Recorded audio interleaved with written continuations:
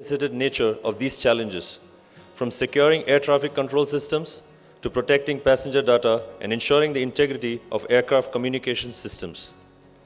Our esteemed panelists, who bring a wealth of experience and expertise from various sectors within the aviation and cybersecurity fields, will provide valuable insights into both the current landscape and future directions. We'll explore the latest advancements in cyber defense, share best practices, and discuss strategies for collaborating among industry stakeholders to enhance our collective resilience.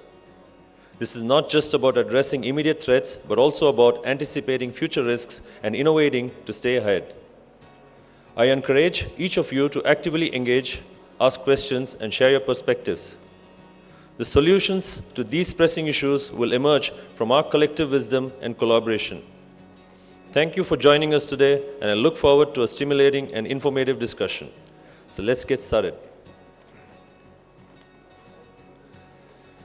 Now I would like to invite and welcome our esteemed panelists onto the stage.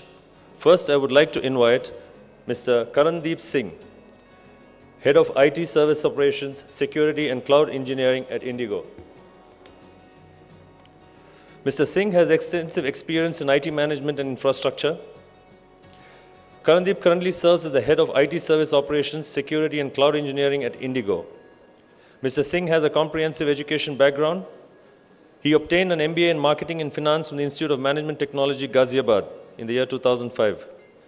Mr. Singh has a strong background in IT infrastructure and operations with expertise in areas such as security, network engineering, and cloud technologies.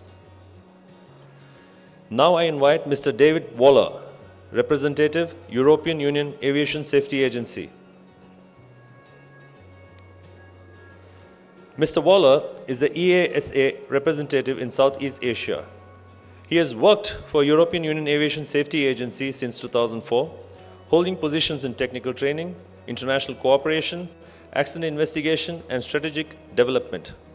Previously, he worked for the Aerospace and Defense Industries Association of Europe, and prior to that for BAE Systems on the Eurofighter Typhoon.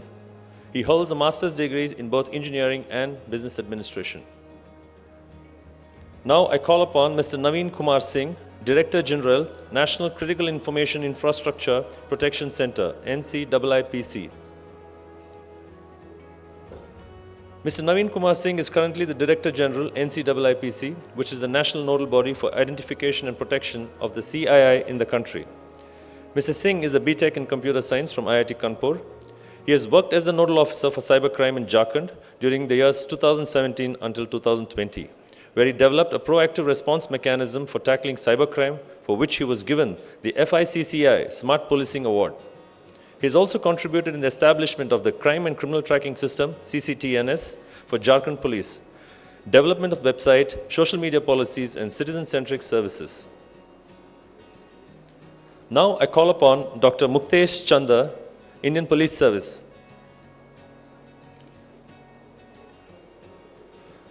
Dr. Muktesh Chander is a retired Indian Police Service officer and is currently working as a special monitor for cybercrime and artificial intelligence at the National Human Rights Commission.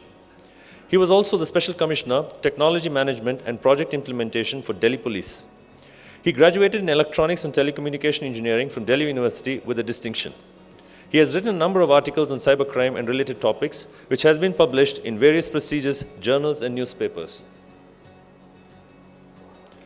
Now I invite Mr. David P. Pekoske. Mr. Pekoske is the Administrator for Transportation Security Administration since the year 2017. He was the Commissioner on Cyberspace Solarium Commission that developed a consensus on a strategic approach to defending the United States in cyberspace against attacks of significant consequences. He is a recognized expert in crisis management, strategic planning, innovation, and aviation, surface transportation, and maritime security. In addition, he has been twice awarded the Homeland Security Distinguished Service Medal. Mr. Pekoske holds a Master's of Business Administration from the Massachusetts Institute of Technology, a Master of Public Administration from Columbia University, and a Bachelor of Science from the US Coast Guard Academy. Now I invite Ms. Kavita Jalan, Indian Police Service, Deputy Director General, Bureau of Civil Aviation Security. Ms. Jalan is a distinguished gold medalist in Bachelor's and Masters of Law. Ms. Jalan joined the Indian Police Service in 2003. The first 15 years of her career was spent in handling the left-wing insurgency in the jungles of Orissa. She joined the Bureau of Civil Aviation Security in 2021. She has been awarded the Indian Police Medal for Meritorious Service in the year 2023. She has developed special interest towards detection of cybercrime cases and was instrumental in arresting foreign nationals in the black dollar fraud case, which is the first of its kind in Orissa. Ms. Jalan played a very key role in the preparation and implementation of the Composite Action Plan against beliefs and practices of witchcraft in Odisha, and contributed immensely in the drafting of the Odisha Prevention of Witchcraft Act 2013. She is currently serving as the Director General at the Deputy Director General at the Bureau of Civil Aviation Security. She is one of the members in the International Civil Aviation Organization Aviation Security and Cyber Security Panel from the Republic of India. Now I invite and welcome Dr. Sanjay Bahl, Director General, Computer Emergency Response Team. Dr. Sanjay Bahl is currently the Director General, CERT in Ministry of Electronics and IT, Government of India. Dr. Bahl has 4 decades of experience in the information communication and technology industry. His background includes broad and deep skills and knowledge encompassing unique experiences in technology, business, global trade, and policy in the private and public sectors, along with academic, public policy, and legal areas. Now I invite and welcome Mr. Srinadh Prasad, Chief Information Officer, Delhi International Airport Limited. Mr. Prasad is a result-oriented CIO with proven record of 29 years, including 17 years in aviation, industry delivering innovative solutions and business models that drive process improvements, reduce costs, and improve customer satisfaction. Adept in developing and executing successful strategies that drive technology solutions to support business performance.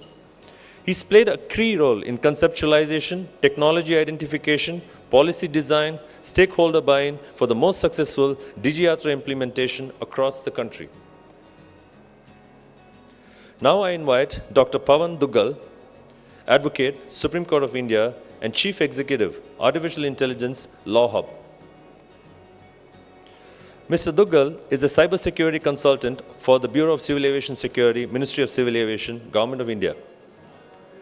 While practicing as an advocate in the Supreme Court of India, Dr. Pawan Duggal has made an immense impact and has an international reputation as an expert and authority on cyber law, cybersecurity laws, cybercrime laws, artificial intelligence, law and e-commerce law. Dr. Pawan Duggal is the founder and chairman of International Commission on Cybersecurity Law. He is also the president of cyberlaws.net and has been working in the pioneering area of cyber law, cybersecurity law, and mobile law. Mr. Pawan is also heading the Artificial Intelligence Law Hub and Blockchain Law Epicenter.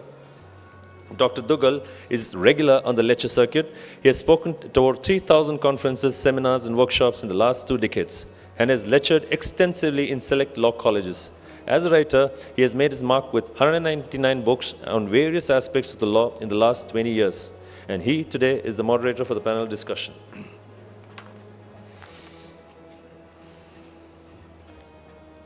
Now, I kindly request Director General, Bureau of Civil Aviation Security, Mr. Zulfikar Hassan, Indian Police Service, to please come on stage to welcome our distinguished panelists. Thank you, sir. Yes.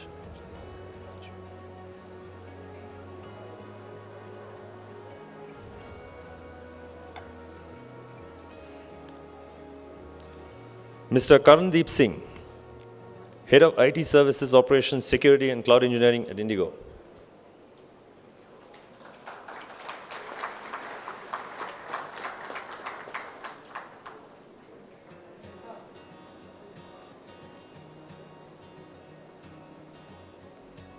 Mr. David Waller, Representative, European Union Aviation Safety Agency.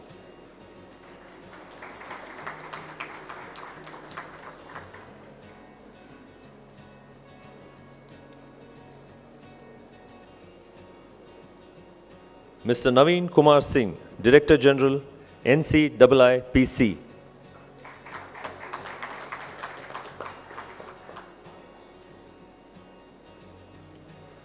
Dr. Muktesh, Chander, Indian Police Service.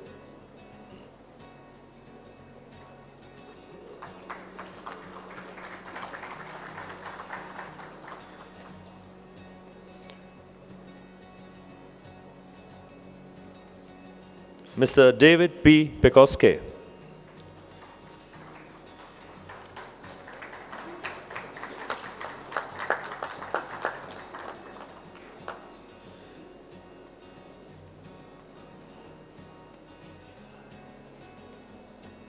Ms. Kavita Jalan, IPS, Deputy Director General, Bureau of Civil Aviation Security.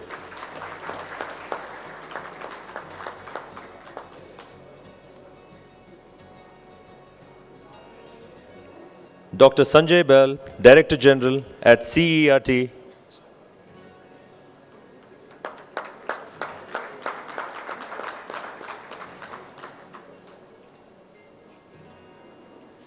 Mr. Srinadh Prasad, Chief Information Officer, Delhi International Airport Limited.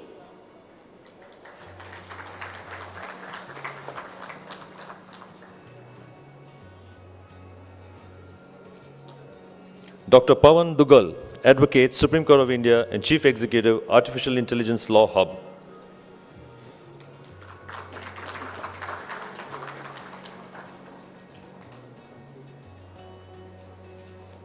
Now I request DG BCAS to kindly address the authors gathering with his inaugural speech.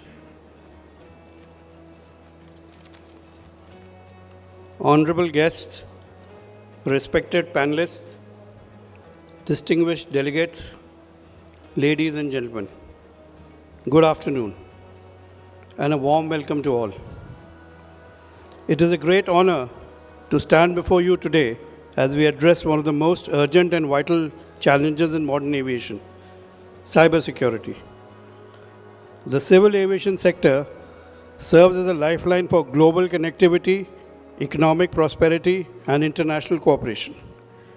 Yet, we also face an escalating number of cyber threats that can undermine the very foundation of this global network. Our aircrafts, airports, and air traffic control systems are now deeply intertwined with complex networks, making them increasingly susceptible to cyber attacks, which are real, evolving, and potentially catastrophic. Attacks targeting critical aviation infrastructure have occurred globally, resulting in serious operational, financial, and reputational damage. Hence, cybersecurity is no longer an option, it is a necessity. To ensure that India's aviation sector remains resilient and secure, the Bureau of Civil Aviation Security has played a pioneering role in promoting and strengthening cybersecurity in civil aviation. BCAS has been issuing a series of AFSEC orders which form the very foundation of cybersecurity compliances in civil aviation across India. These orders ensure that all stakeholders adhere to stringent cybersecurity protocols. BCAS is not just a regulatory body. It is also an enabler of knowledge and skill building in the domain of aviation cybersecurity. Our training programs have reached so far more than 1,800 professionals from across the aviation ecosystem. We are also excited to announce the upcoming BCAS online cybersecurity in civil aviation course, conducted in collaboration with Dr. Pawan Duggal, scheduled for the 11th of September 2024. This course is expected to be attended by over 8,000 aviation professionals from India and abroad, making it the world's single largest collective effort to upskill aviation ecosystem workforce and prepare them to tackle the sophisticated cyber threats that loom over the aviation sector. The BCAS has been at the forefront of promoting cybersecurity in civil aviation, not only through policy and compliance, but also through education, awareness, and skill building. We firmly believe that empowering professionals with knowledge is the first line of defense against cyber attacks. By fostering a culture of security awareness and ensuring that cybersecurity is integrated into the very fabric of our aviation operations, we can build a robust and resilient aviation ecosystem. Our focus must be multidimensional. First, proactive defense.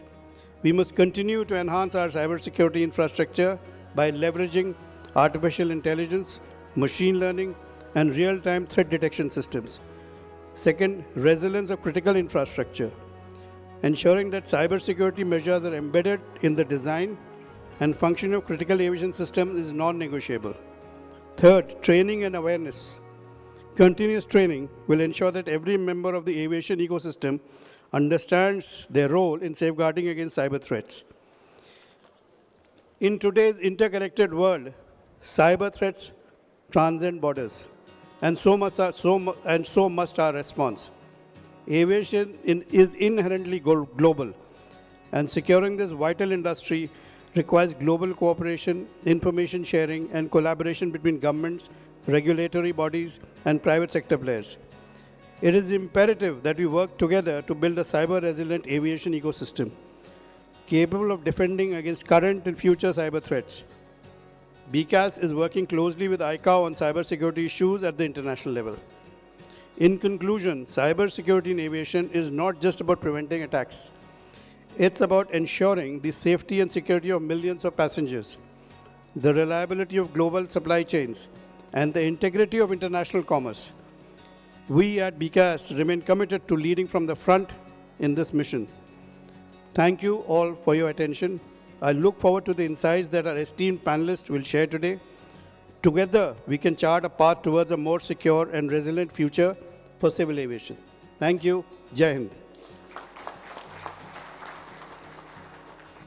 Now I'll hand over the proceedings to Dr. Pawan Duggal, who will moderate the panel discussions. Thank you, Mr. Pawan. Mr. Zulfikar Hassan, distinguished personalities, panelists, ladies and gentlemen. If there are 5 things that I want to look at in the horizon today on civil aviation, I find these 5 stars. Number 1, cybersecurity is now a prime concern because cyber criminals have all got together to target civil aviation. Number 2, cybersecurity is now no longer just a parochial concern. It's got national and international ramifications in terms of security, sovereignty, and integrity of nations as we go forward.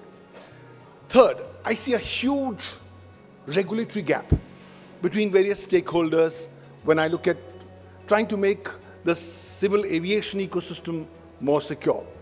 Number 4, I find that there is a lack of a global cooperation on cybersecurity, and that needs to be strengthened. And finally, the 5th point, nobody is waiting for anyone. Artificial intelligence has arrived and now promises to be the single biggest headache for civil aviation ecosystem. Why? Because cyber criminals have now weaponized artificial intelligence to target critical information infrastructure. With these 5 distinctive thought processes that I see, I want to open this panel discussion. We have a collective brain power of the world together on the stage. And we have this remarkable galaxy of panelists. Just some housekeeping rules. What we will do is we will ask 1 question per panelist, and we'll be requesting the panelist to give the answer in 4 minutes. There'll be the first bell at 3.5 minutes and the second bell at 4 minutes. And once we go through the first round of questions, that's the time I want to open up the panel discussion for questions, for interaction with the audience, and thereafter, let's take it on from there. To begin with, let me straight away jump into the deliberations. And my first question is to David Pekoske. Now, David, you are a recognized expert in crisis management and strategic planning. What, according to you, are the key policy strategies that US has adopted to defend critical information infrastructure, like aviation, against cyber threats? And how can your strategies be adopted globally by other stakeholders? Sure, thank you, and good afternoon, everybody. It's a pleasure to be here. And to start off with the strategy piece, when we looked at cybersecurity across the transportation system, not just the aviation system in the United States, but really the pipeline system, the rail system, airports, and air carriers, we were looking to accomplish 2 key things. One was to protect those systems, to build some cyber protections in place, and that was the initial focus of our efforts. The second part was to build resiliency, because we knew that no matter what we did, it was highly likely that some owner-operator of critical infrastructure in the country would have a cyber attack, and that cyber attack would be somewhat successful. So we wanted to provide the ability to quickly get back on the feet and to resume services to the public as best as possible. The other thing that we looked at the early onset was, as you mentioned, I mean, this is a vast area of operations for any major airline, any major airport, any major transportation system. And we knew that we didn't have the capacity inside the US government to regulate every single owner-operator in that space. And so we were very careful and very surgical, if you will, in terms of which owner-operators we chose to regulate for cybersecurity. And what that basic calculation was is who is systemically critical to the provision of services for whatever service domain that you're looking at, and to be able to only focus on those initially, but for the rest of the owner-operators in the space, in the transportation mode, was to still provide them information and to make sure that they had the most updated intelligence information to be able to do things on a voluntary basis. So there was a required piece for the most systemically critical, and then a voluntary piece for everyone else in the space. The approach that we took, in addition to not trying to regulate every single owner and operator, was to start out with the chief executive officers of the owners of critical infrastructure in the country. And what we did was we invited those chief executive officers to come into the White House for a brief on the threat that we saw, because as was mentioned, we are very concerned about this threat. We think it's one of the most significant threats that we are facing. It's a threat that is just beginning to take hold, and it is going to be extremely dynamic over the next decade plus going forward.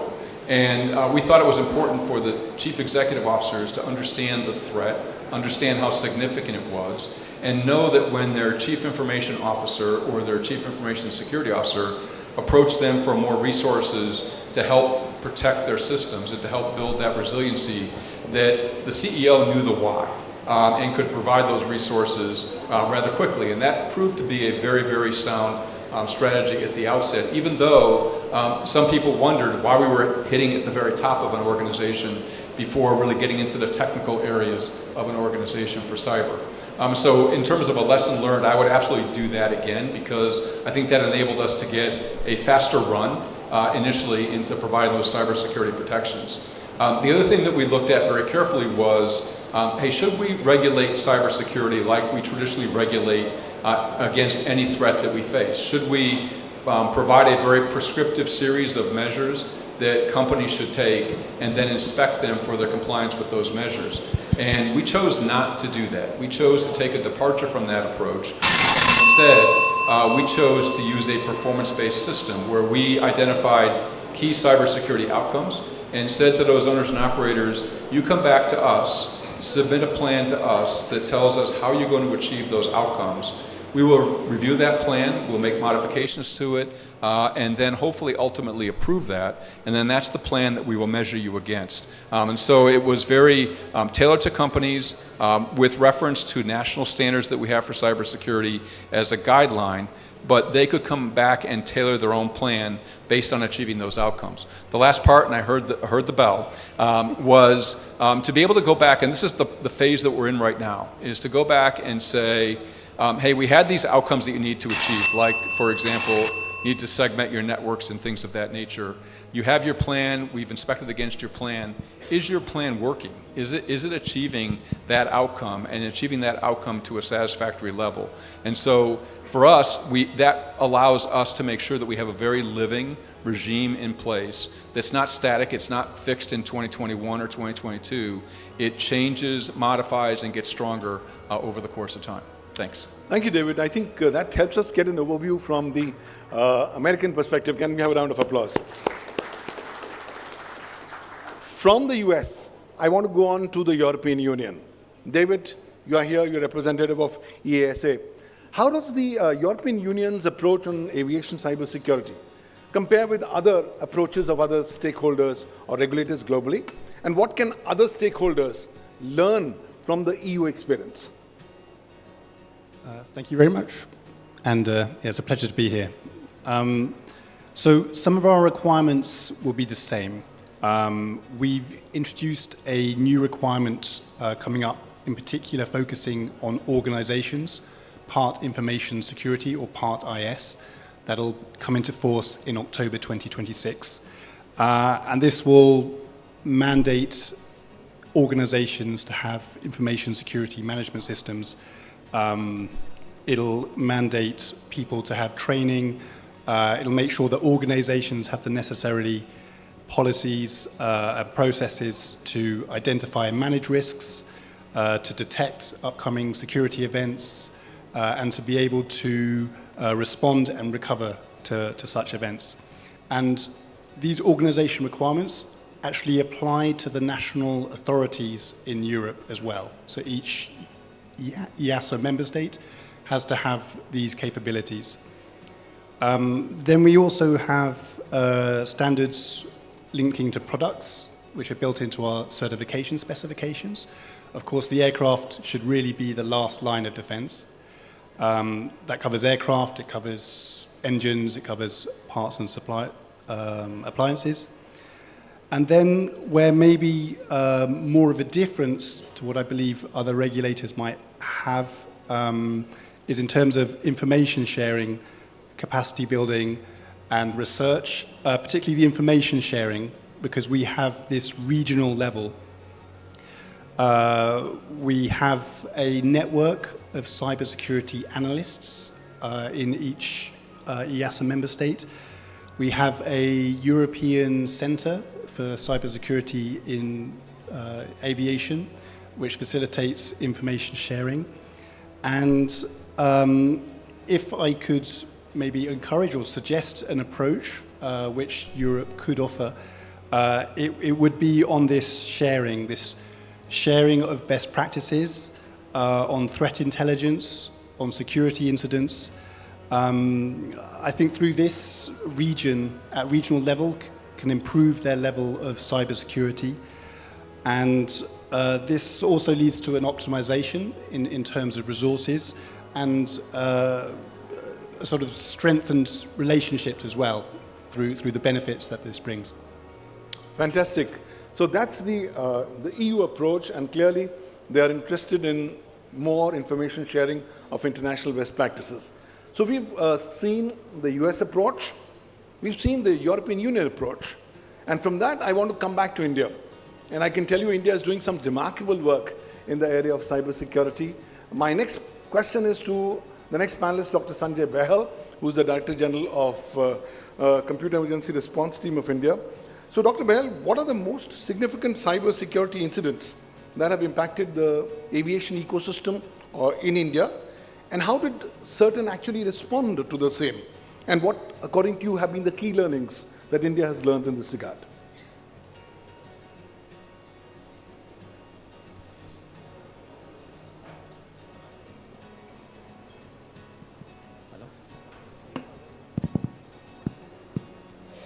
Hello.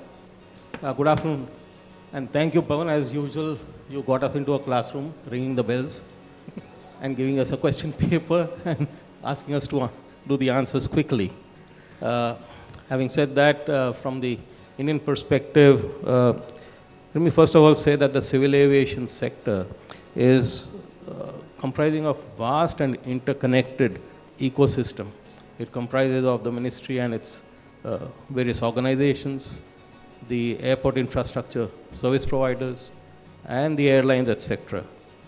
So when you talk about threats which have been seen, they can be emanating from any of these places. And that makes it very complex and tough. There are some basic things which need to be looked at and which normally get overlooked and cause incidents to occur. Things like basic phishing and spear phishing email which comes into the organization, causing compromise of credentials and thereby causing unauthorized access to the ICT systems. You have various applications which are connected through application program interfaces or APIs, and you have people who are trying to configure systems. So there are misconfigurations and there are issues in terms of security of APIs which cause vulnerabilities, which then lead to data leakage and compromise of those data. And we've seen distributed denial of service attacks. And You did mention there's a need for global cooperation, etc. So I'm going to take this forum, and since we have someone from Europe here, we've seen servers being used in Europe, in European countries, for launching DDoS attacks.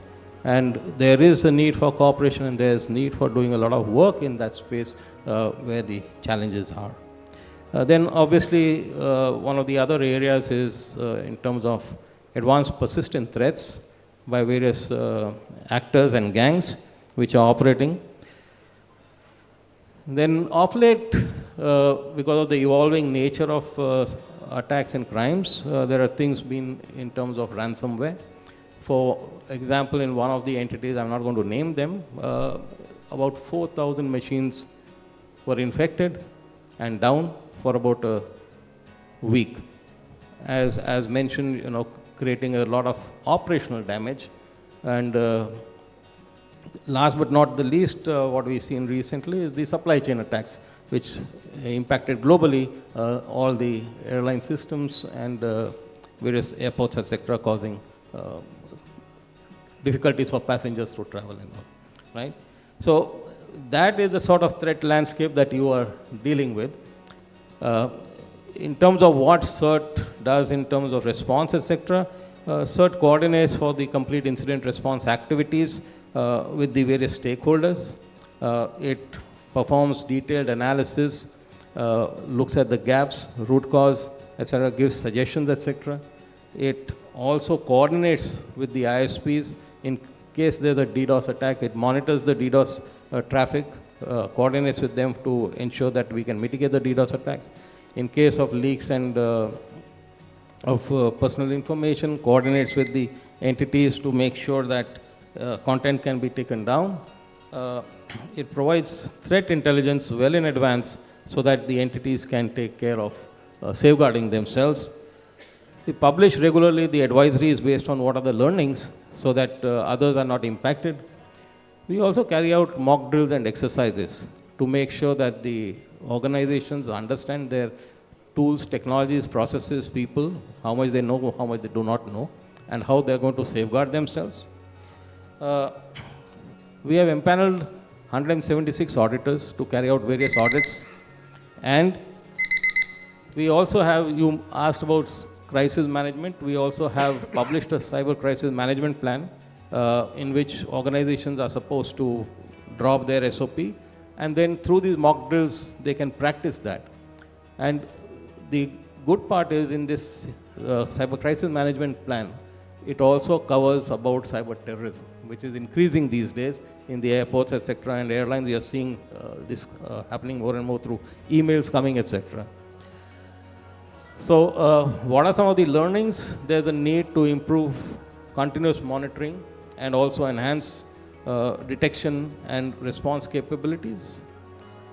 Third-party risk management needs to be seriously looked at, which is a gap area.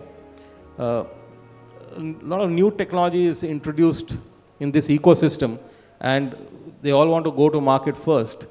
And the challenge is inadequate security testing and audits for these, which cause issues and challenges. Because of this ecosystem, we need strengthened collaboration, and periodic training of employees is a must. I think that gives you an overall perspective of what we are seeing. Thank you. Thank you, Dr. Bahl. As somebody who is heading India's nodal agency on cybersecurity, you're doing a remarkable work. But India, apart from just focusing on the nodal agency on cybersecurity, has also got another approach of focusing specifically on critical information infrastructure. And when Mr. Navin is heading as the DG of NCIIPC, he's doing a remarkable work in protecting India's crown jewels in terms of the critical information infrastructure. My next question to you, Mr. Navin, you have been addressing a lot of these critical challenges in the critical information infrastructure space. Now, specifically in the context of aviation, how does NCIIPC deal with the aviation-related cybersecurity challenges, and what has been your approaches and responses so far? Good afternoon, everyone. I would first like to thank BCAS for giving us the opportunity to be here. As far as NCIIPC is concerned, we are the statutory national nodal body for protection of all the critical information infrastructure in the country. In India, we have identified 7 critical sectors, of which transport is one of the 7 critical sectors. And within transport, we have all modes of transport, where civil aviation for us is a major focus apart from the ports and the railways as of now.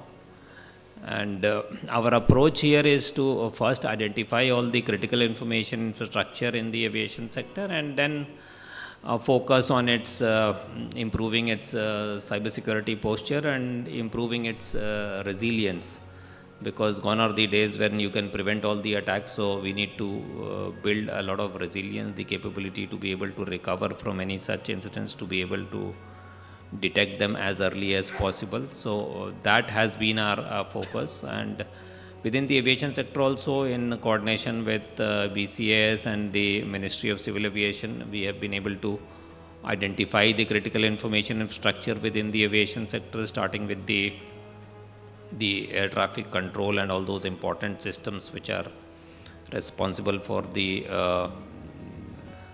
operations of the in the airspace. And then we have gone to all the transport operators, and then the priority would be to go to the airline operators. So we have fixed the priorities, and even within an important organization, which are your crown jewels and which are more important. So that identification is the first part, where we have made a lot of progress, and we paid a lot of attention to this after we saw, as Dr. Bahl also mentioned, some of the persistent threat actors in the civil aviation sectors, and even in many of the most critical systems in the civil aviation, which the US recently issued an advisory regarding Volt Typhoon, where the APT actors were maintaining persistence in their power and telecom sectors. But we had seen it even in the civil aviation sector, which prompted us to respond very quickly, and we are happy to inform that the CI identification part is done, and now we are focusing on finding out the gaps. We do a risk-based approach. We try to find out the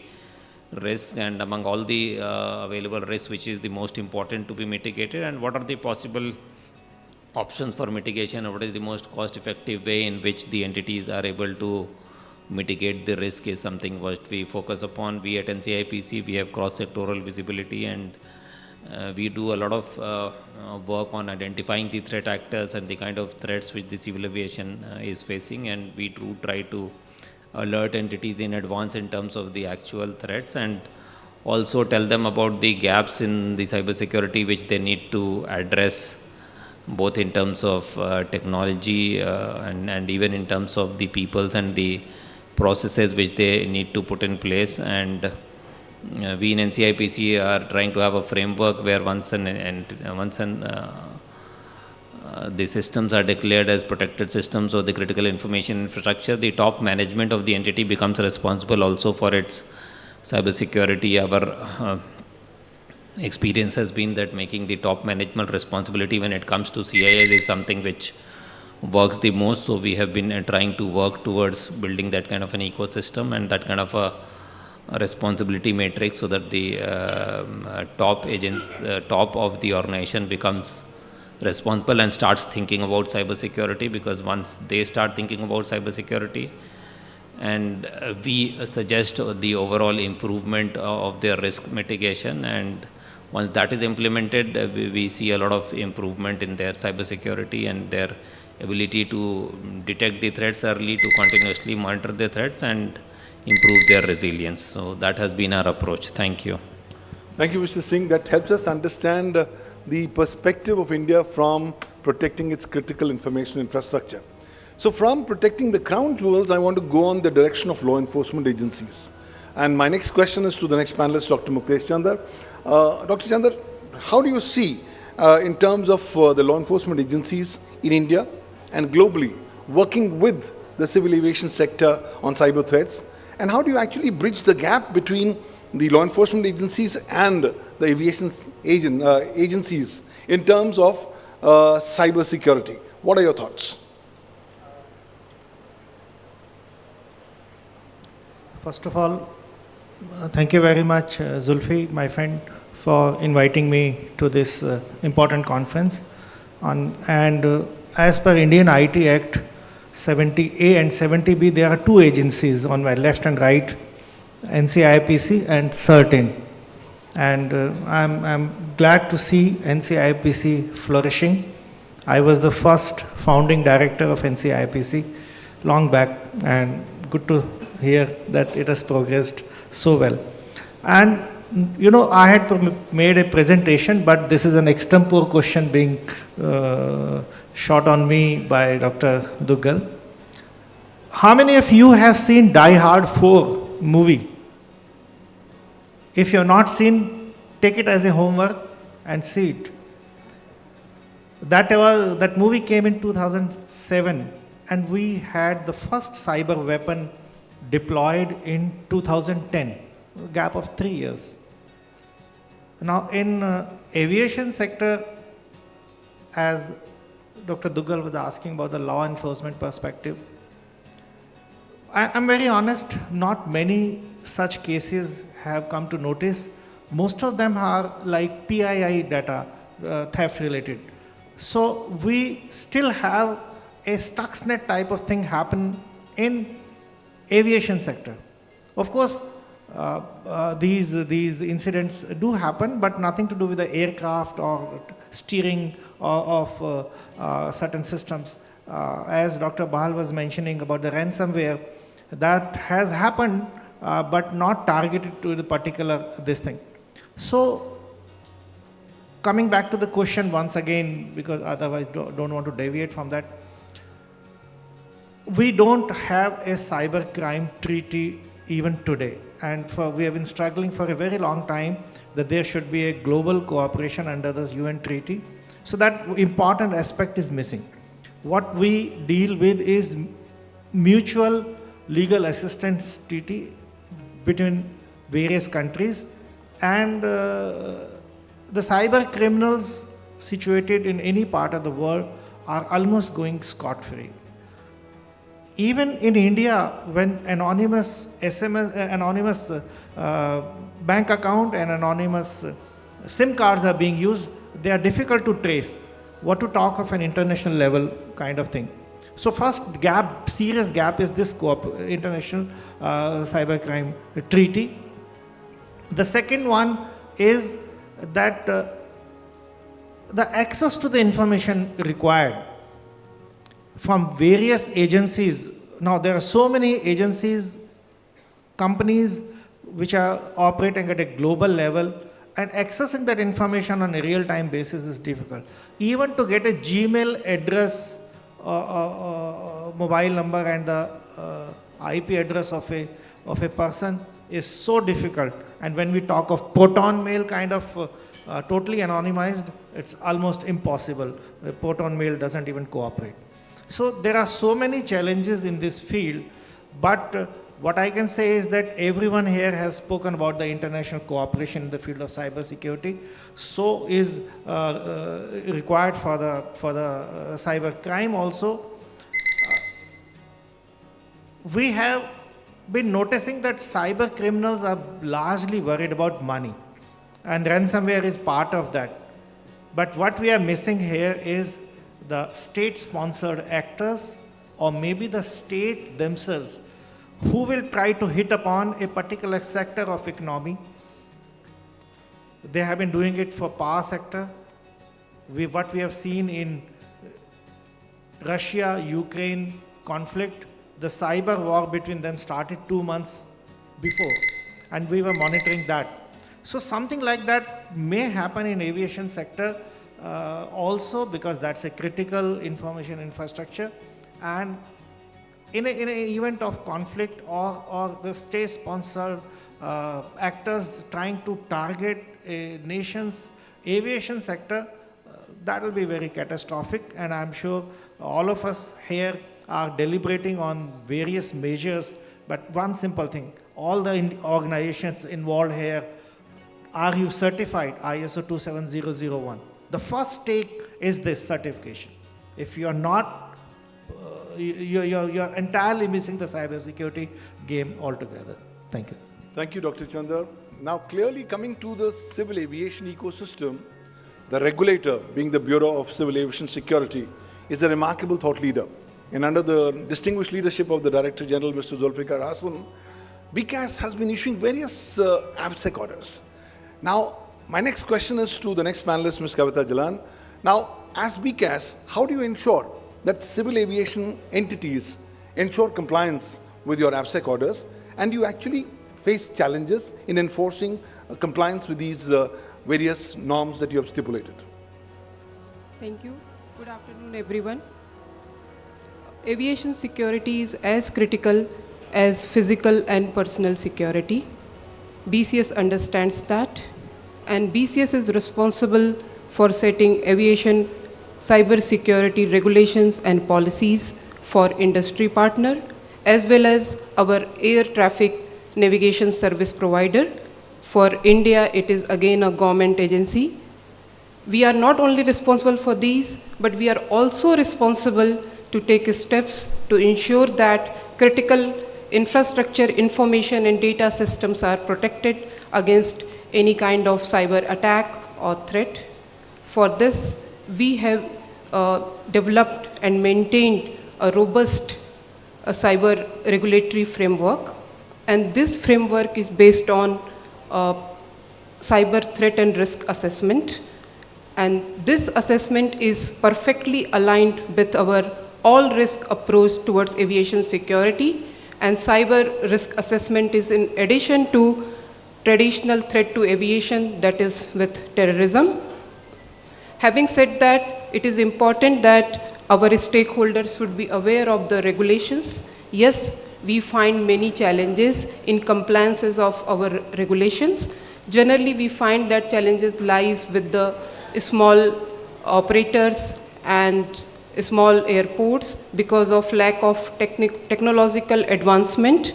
We also find challenges because there is not that much skilled workforce available even with the bigger players of the field. There is lack of awareness about, there are awareness about the cyber crime by and large, but when we talk about cyber security in terms of aviation, definitely there is a need of enhancing awareness and skills of personals who are working for this. I was in the morning discussing with one of the panelists from Indigo and Dial also. Definitely there is a gap in understanding of regulation in between regulator as well as the stakeholder. BCS a step towards ensuring aviation cyber security in India. In 2023, aviation aircraft security rules was passed. In that we have given a broad guidelines how to protect aviation from cyber threat. Following that, we have issued multiple guidelines in form of APSEC orders, circular. We have also started issuing advisories and alerts to keep industry updated and ensure that they are protected from any kind of potential cyber threat. I am also thankful to DG NCIIPC and DG Cert-In who are present here. We take their help in assisting industry partners in assessing, giving their technical assistance in identifying their CII and further declaring them as protected system. We have also developed a detailed guideline for reporting of cyber incidents. This is very important. Recently, worldwide, we have faced a challenge of when there was an outage in Microsoft software. India was also affected with that. We have established a robust regime, and we are also trying to educate, change the culture and mindset. Instead, just reporting culture in field of aviation security also, like we are doing in terms of aviation security for cyber security also. As DG has already announced that we are also trying to upgrade the skills, make people more informed and aware, to make them informed, to enable them to take informed decision. Tomorrow, which is an important day for aviation, a very critical day being 11th of September, we are also hosting online platform course on cyber security, likely to be participated by more than 8,000 participants across the India. And this course is free of cost and followed by a certification. This is our small steps toward making everyone aware about cyber threat and challenges. Thank you. Thank you, ma'am. So that's a remarkable perspective and thought leadership by BCAS. Now, in this panel, we've first gone to the international regulators. We've come to the Indian regulators on cyber security, on critical information infrastructure. We've listened to the perspective of law enforcement, and now we looked at the regulator's perspective. Now, after all this, I want to turn my eye to the industry so as to understand what are their perspectives.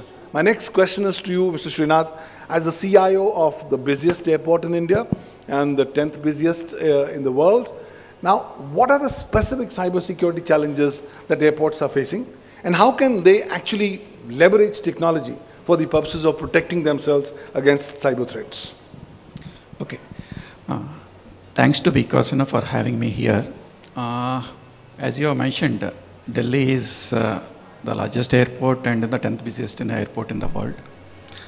And so is the magnitude when it comes to, in fact, the number of stakeholders who are working in this ecosystem. More than 100,000 employees across various entities do work. And in fact, how much of equipment, how much of edge equipment is exposed in this particular, in fact, space. All this adds to the complexity. And in addition to this, for the sake of passenger experience, airport can't exist on its own. There is a lot of, in fact, data sharing among the entities. So all these things, once again, do add to the complexity of what you call as, in fact, the cyber security. So over the many years, I would like to say that Delhi Airport, and thanks to the management, I would like to say, the budgets that used to be allocated to cyber security, I would like to say pre-COVID and post-COVID, has gone up multifold. Thanks to this top-down approach and the sensitivity that is now being born none other than our management.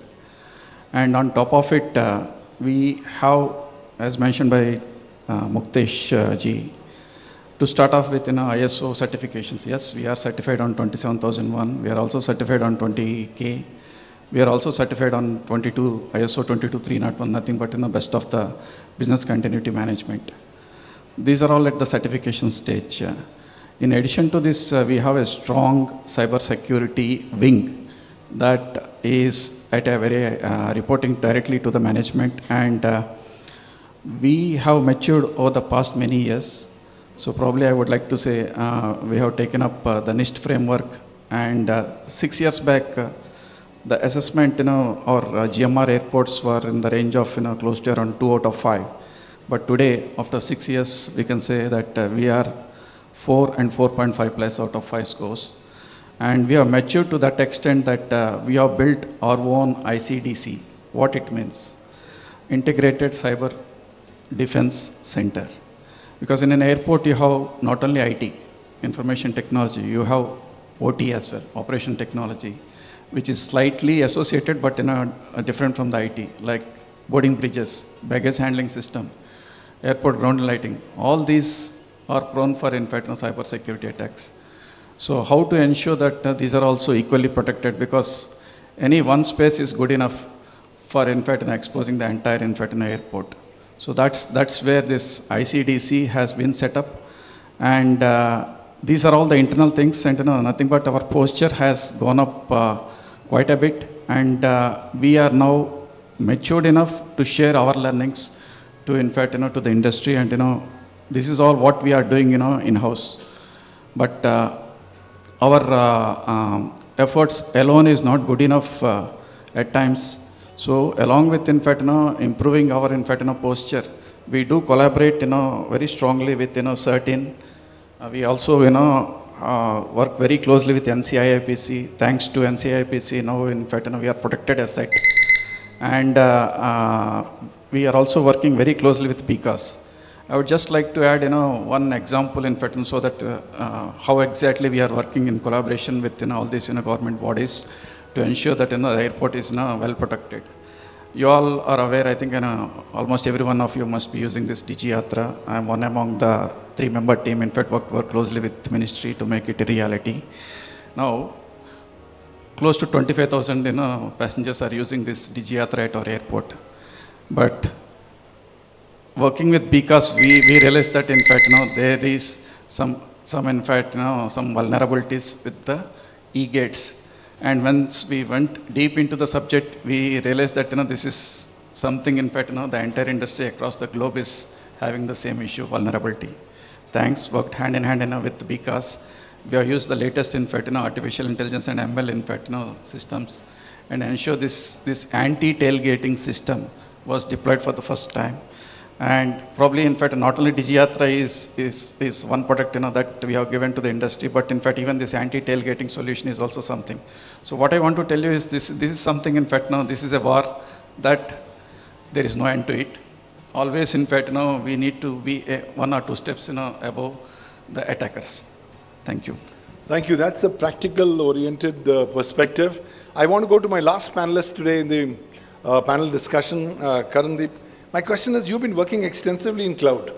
So what, according to you, are the benefits and challenges of migrating aviation operations to the cloud from a cyber security standpoint?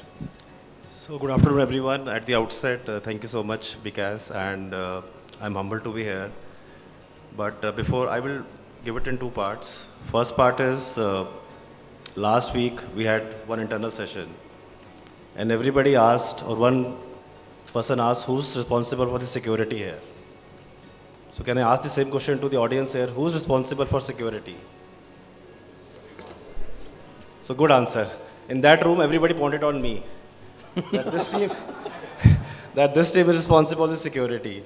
So I think that's the point which I want to bring while we're talking about global cyber security and threats. This has come to our homes now. In everybody mobiles, we have mobiles, we are all using digital. Last week my wife got a call that some insurance policy is lapsing, please pay XNX amount and you will get XNX amount. And my wife becomes so happy, she called me. Have you done a policy on my name? I'm so happy for that you have done this, you've not even informed me. And she was happy to pay them. So I think while we are trying to protect global organizations, making rules and treaties, but people have reached our homes now. How would you protect that? So I think from our perspective, I think data and privacy is by design now. So whatever we do from data perspective, privacy perspective, it is by design. It is not about I. It is about power of we, which we talk about, which is our core values of the organization. It's about power of we. How can we combine each I into we? So when we become I to we, I think that's the power which we are getting from the cloud now. I'm very humbled to say that our entire digital infrastructure now runs on the cloud. So while we are giving wings to the nation, we are also now entirely based off the cloud. So by virtue of going out to the cloud, the security doesn't get transferred to the cloud provider. It still becomes our responsibility. It's a joint ownership of security and controls with the cloud provider. And it's a transformation journey. When you move to the cloud, there are a lot of rules, lot of levers in place which will force you to innovate, force you to move out of your older operating system to a higher category of operating system. If your older systems are vulnerable to the system which you are running on your data centers, you can't move the same systems to the cloud. So from the security perspective, the cloud providers force you to move from the older system to the higher versions of the system which are vulnerability free, correct? I think we've all discussed about a lot of vulnerability which is happening. So while you move to the cloud, there are a lot of benefits of moving to the cloud in terms of security by design. You can turn on any security in design, in few minutes. You can start WAF protection, we spoke about DDoS, we spoke about a lot of technologies here which can just be enabled on the cloud. But again, as I said, the security doesn't get transferred to the cloud. You have to get your own expert people to manage the cloud. And in terms of challenges, again, since everything is on the cloud, the recent incident of CrowdStrike which we see, so although you trust out, you move everything onto the cloud, but who manages the performance of the cloud? If something happens onto the cloud, you are dependent upon the provider. So it's a third-party risk assessment kind of thing which comes, correct? Then you have to build your case on multiple clouds, which is a hybrid cloud provider. So I think about how do you want to design and how do you want to run from the cloud. While cloud gives you a lot of benefits in terms of data and privacy, and as we discussed, the passenger data is very critical. It is all stored onto the cloud infra. So from the privacy perspective now, since DPTP is also coming, and we also comply to global regulations like GDPR. So there are a lot of opportunities and a lot of features on the cloud you can just enable on the cloud. But end of the day, you have to do your own regular audits, regular risk assessments, so that whatever is there on the cloud, you are able to protect the customer data onto the cloud. Thank you so much. Thank you. So we've heard all the panelists today in the panel discussion. One thing is very clear. The world is bleeding. As per one estimate, the world lost more than $6 trillion to cyber security breaches in 2023. But that's not stopping. By the end of 2024, we are expecting that the world is likely to lose more than $8 trillion to cyber security breaches. And this figure is going to go up to $10.5 trillion by the end of 2025. So clearly in this ecosystem, cyber security is a common shared heritage concern that everybody has to work on. We are all links in this big chain, and the chain is as strong as the weakest link. Therefore, we have to make sure that we do not become the weakest link in the chain. At this juncture, I want to open up the panel discussion to any questions, any viewpoints, any thought processes. We all have a hand. Can we have a mic there, please? Can somebody in the team please give the mic? Ma'am, can you please introduce yourself and your question, and to which panelist is your question addressed to? Good afternoon, everybody. My name is Ramya. I am from BCAS. So my question is to the Administrator TSA. Hello, sir. So this is about the recent global Microsoft outage that happened. I want some context on how it has impacted the civil aviation in USA, whether there was any crisis management system in place, and whether that management system was able to do some damage control. Was it effective? Thank you. No, thank you. And yes, there was a crisis management system in place, and this is one of the things that we are learning more and more about as time goes on. And it's not that we're learning about crisis management, but we're learning about crisis management as it relates to a cybersecurity attack. We've had a number of situations in airports or with air carriers where it does result in a physical manifestation of a loss of service, sometimes sustained for a period of time. And part of our regulatory regime is to ensure that there's a cyber incident response plan in place by that owner and operator. And then we do a series of tabletop exercises to ensure that, hey, should something happen, are the leaders of, in the case of an air carrier, the CEO, an airport, the CEO, and the local leadership, if it's a municipal airport, the city manager, for example, or the relevant federal agencies, are we ready to be able to explain to the public what happened and how we've built resilience so that we can bring service back as quickly as we can. And so that's a key metric that we use when we look at the implementation of our cyber security requirements overall.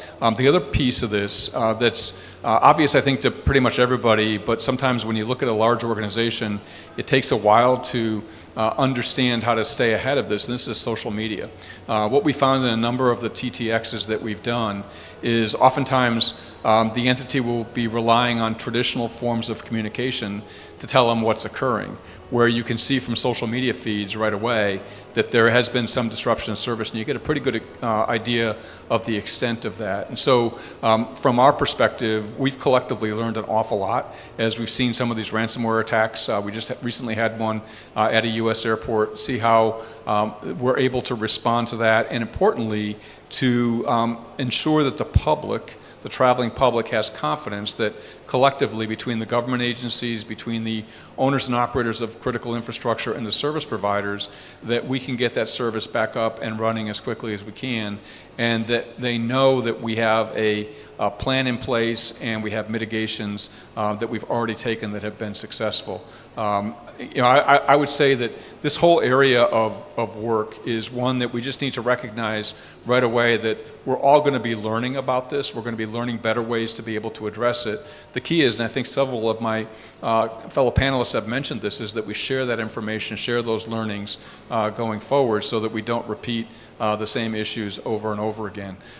Lastly, I think it's important for owners and operators of critical infrastructure, whether it's a pipeline system, a rail system, an airport, to have an understanding of the context of the threat. And so, one of the things that we have put in place in the United States for a good number of years now, and it's really proven its benefit, particularly in some of these more widespread attacks that we've seen, is the ability for the chief security officer of a piece of critical infrastructure to have a classified security clearance and to get regular security updates, so that when something happens, it's very, very helpful to be able to say, oh, I heard about something that might be similar to this in a briefing that I had a couple of months ago. Could this be related? And kind of connecting the dots a little bit based on pre-established information that we've collectively provided. And a key part of that, from an industry perspective, is there's an awful lot of information that industry holds that's hugely beneficial to the government to understand the business context within which things are working. So, I would say in summary, overall, this is entirely a team sport, and we all need to be contributing to it, learning from it, and be willing to be humble about it too. I would say as the leader of a U.S. regulatory agency, I don't know all the answers. I don't think any of my industry partners know all the answers, but collectively, we're going to be a heck of a lot smarter than we would be individually. So working together very much, to me, is the key to the future in all of this. Thank you. In fact, building on that, India has done some remarkable step forward. India has mandated almost all stakeholders in the civil aviation ecosystem to put in place reasonable security practices and procedures. And if you don't put that, you get exposed to legal liability. So as a lawyer, I'm seeing a new tsunami coming in of litigations in India, globally, where the civil aviation ecosystem stakeholders will now be sued for damages, for monies. And it'll be a new chapter where your exposure to your reputation, goodwill, standing could be pretty much prejudicial in the coming times. So very interesting to see, but happy to open up the session to any other questions. Anyone has any question from any specific panelist? Well, I think everybody seems to be quiet. Well, in this regard, I know the lunch is waiting for us, but since we have this collective brain power on civil aviation, cyber security on this panel, I want to come back and ask each of the panelists, what do they think about AI? There's so much of buzz about AI, but is it really that big of kind of a scare, or is it something much deeper in the horizon later? How much should the aviation stakeholders be more prepared to deal with these challenges of artificial intelligence, and what needs to be done? Happy to hear the perspectives from anyone in the panel. Maybe, David, we can begin with you from European Union. Are you doing something on AI specifically? Yes. So we have AI in aviation is, of course, a whole topic in itself. EASA is developing an AI roadmap. It's now at version 2. It's been published. But that doesn't contain a specific cybersecurity component. It's more about how do we certify aircraft that use AI. In terms of cybersecurity, AI is clearly a weapon that can be used by threat actors. As such, though, in terms of the global approach that we need to take, organizations need to take, people need to take, it is a weapon we need to be aware of, but it doesn't fundamentally change the way we need to operate. So, of course, we need to be aware of AI, the impact it can bring, the angles of attack that it brings forward. But in terms of, does that mean we need to completely rethink the way we address cybersecurity? Fortunately, no. Fantastic. Dr. Bahl, do you really see AI as your next big threat on the cybersecurity horizon? I think AI will be our next big threat. Just want to add, we are limited by our own brains and the way we think, did you imagine 9/11 will happen? No. Did you think of that use case? No. Can we think of all the use cases for AI? Probably not as yet. And hence, I think it will be a threat until we are able to understand it in much more detail. Mr. Navin, what do you think? How can we go forward for international cooperation? Because almost all panelists are talking about more collaboration, more sharing. How can we actually go in specifically in terms of protecting critical information infrastructure? I would say the international collaboration has to do with more sharing and building frameworks which, to the extent possible, I don't know how much can it be enforceable, but the more frameworks which are for the common good, those are the two major building blocks for international cooperation. And Ms. Kavita, do you think public-private partnership is an important thrust area for BCAS in civil aviation? Civil aviation cyber front? Civil aviation cyber security? Of course. As we have discussed that AI is coming big way and our screening equipment are becoming digital, and AI has become opportunity as well as challenge also.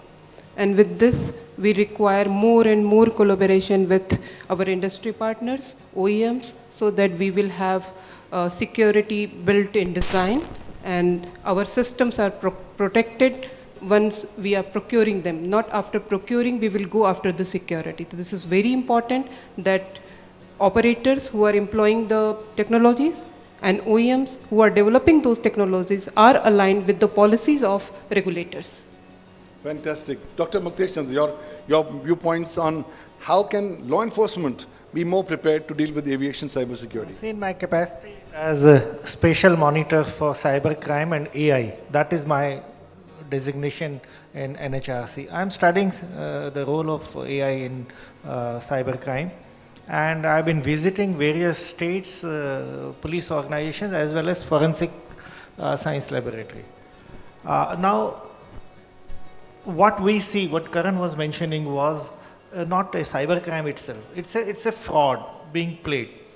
But when the money gets disappeared within fraction of seconds, that is where AI can be used by the law enforcement agencies, that on a real-time basis, you keep track of these criminals and the money transactions so that it can be stopped.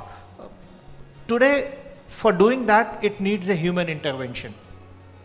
But AI can do that for you because it's real time, and the moment 1930 call is made and certain entries are made, all accounts are frozen automatically, all transactions are reversed.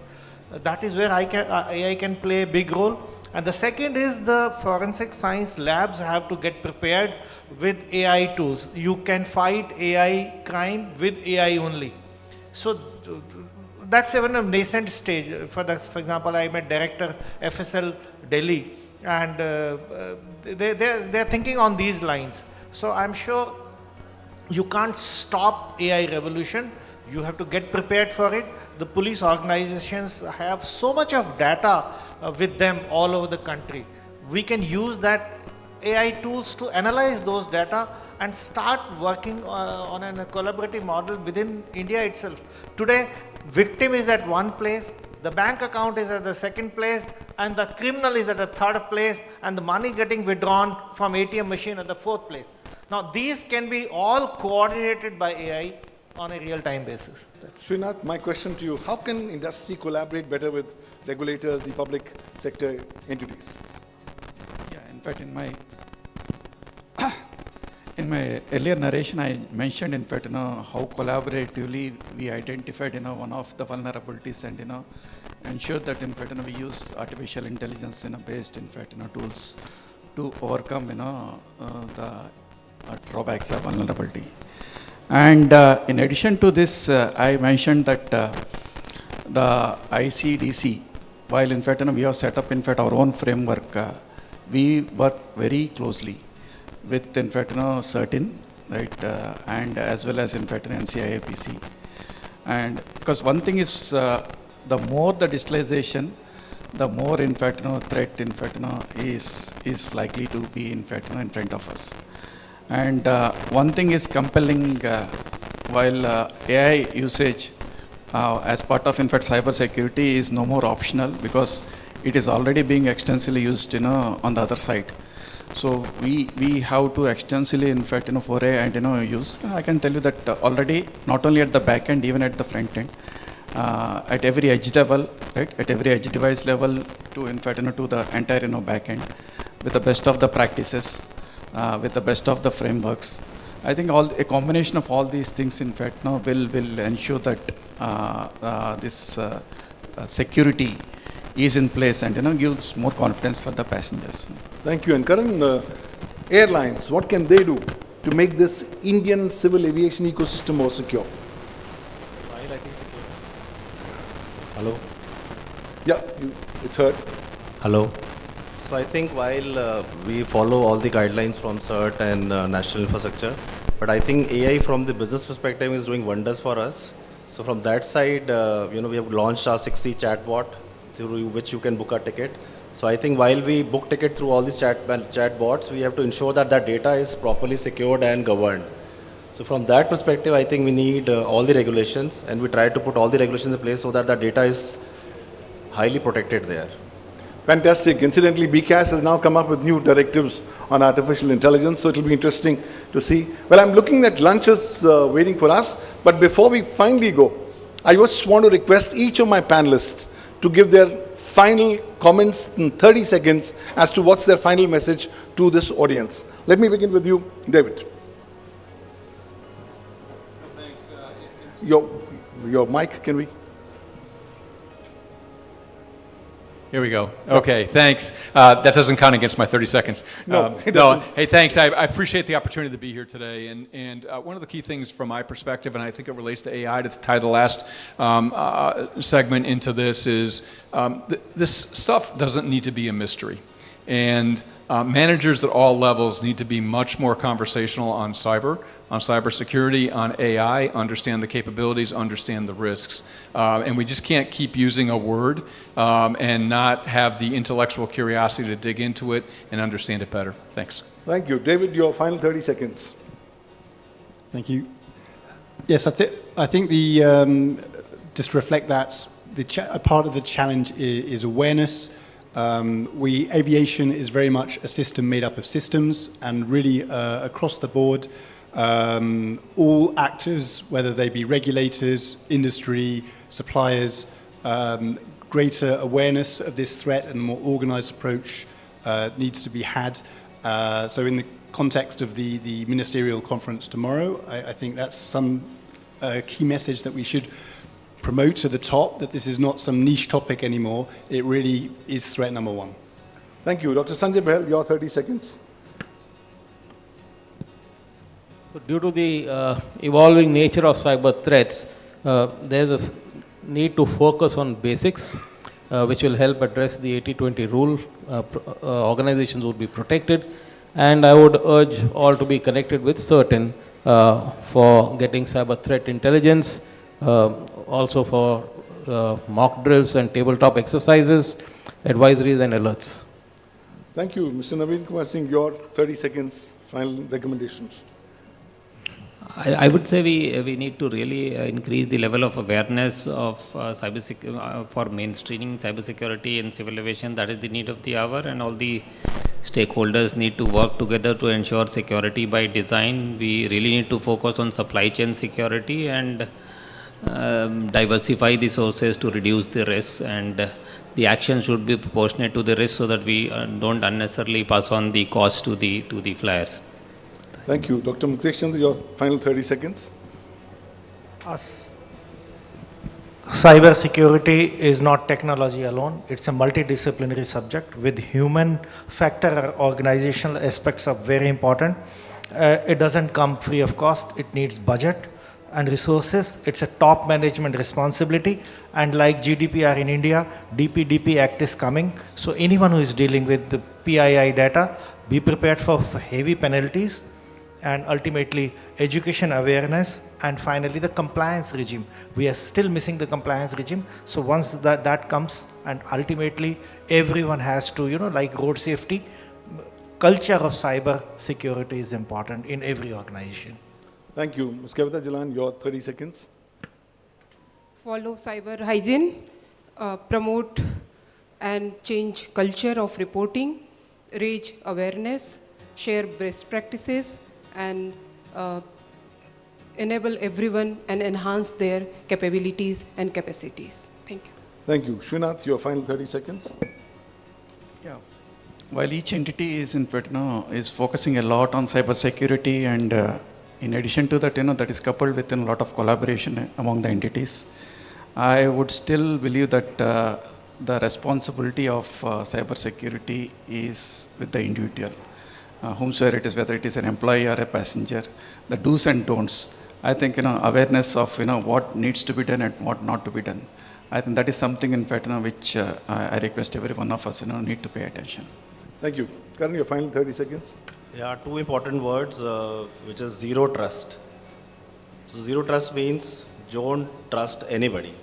If the call is coming from your family member, coming from your boss, coming from your junior, coming from your son, coming from your daughter, think how, we have seen people sitting at home, but you're getting calls from some other, hostel that, your son has got something, and you get into that social engineering trap. So please, if you get email, you get WhatsApp, you get video call, just don't trust anybody. Follow the zero trust principle and use to figure it out if that is a genuine call or it's not a genuine call. Thank you. Thank you. That absolutely sums up what our distinguished panelists have been thinking about and ruminating about different aspects of cyber security. Ladies and gentlemen, we are from the land of India. We are from the land of Mahatma Gandhi. Mahatma Gandhi once said, I want my home with all the 4 windows in all the 4 directions open, so that the winds from all the 4 directions can come in and go ahead and bring along with them the scent of the different directions. I think cybersecurity is something similar. We have to realize that cybersecurity is not just a lip service paradigm. Cybersecurity is a way of life, and post-COVID-19, we have already entered into a new era. This is the new cyber world order era, where 3 things are becoming absolutely imperative. Number 1, cybercrime will be our daily companion. Number 2, cybersecurity breaches will be the new normal. And number 3, states and governments will become more powerful. With these 3 elements coming in, it's no strange fiction that we have already begun to start seeing the emergence of cybercrime as a service coming in. The golden age of cybercrime has arrived, and now with cyber criminals using AI extensively, targeting critical information infrastructure, including civil aviation, is going to be the next target. Hence, everybody of us have to contribute in making the civil aviation ecosystem more secure, more robust, more resilient, more reliable, and we have to be constantly on the alert. This is a new world we have actually woken up to, where distrust and mistrust will have to be inculcated in our mindsets as we go forward and go ahead and deal with various challenges that cyberspace brings across. I want to take this opportunity to thank all my distinguished panelists for sparing your valuable time, for being with us this afternoon and sharing with us their distinctive perspectives. And thank you, ladies and gentlemen, for being such a lovely audience. Thank you. And with that, it's over to the organizers. Thank you, Dr. Duggal. Ladies and gentlemen, I'm glad to announce that this session is being live streamed on YouTube channels. And now at this moment, we have about more than 2,500 viewers.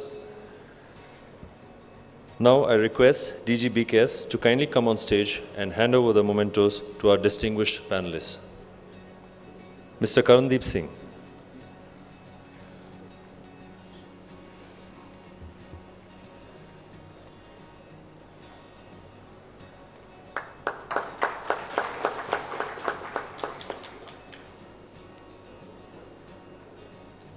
Mr. David Waller.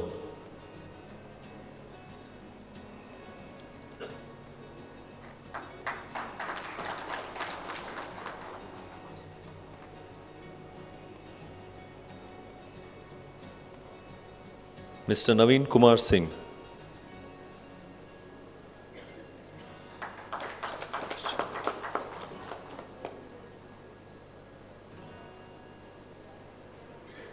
Dr. Muktesh Chander, IPS.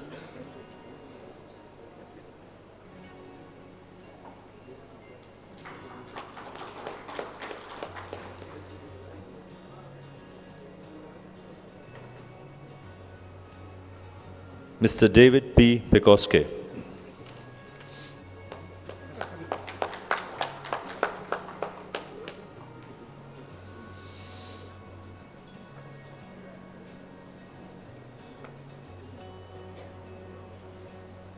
Ms. Kavita Jalan, IPS.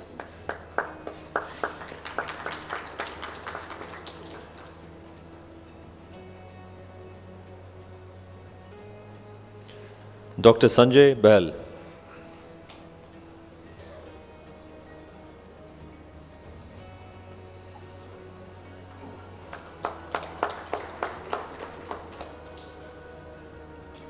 Mr. Srinadh, Prasad.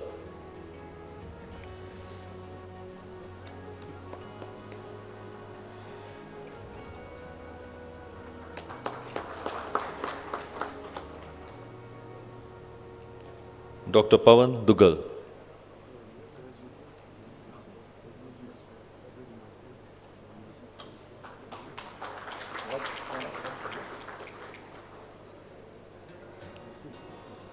Now I request the DG for the group photograph, sir. You all stand together.